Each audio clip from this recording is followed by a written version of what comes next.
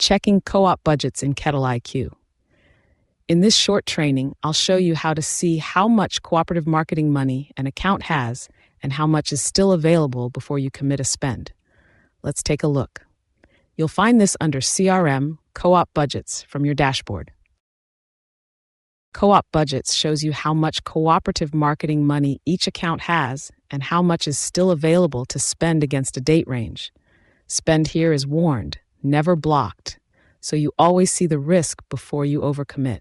I list every account with a budget, along with the total allocated for the period and what's left after anything already used. Search or filter to find the specific account you're planning a spend for. Click into a budget to see the breakdown, what's been spent, on what and when. Planning to use co-op funds for an event or a promotion at that account? Check this first to confirm there's budget available. If a purchase or spend needs to be recorded against the budget, that's done from here or from the linked activity. When you're not sure which account's budget to charge, check with your manager before committing.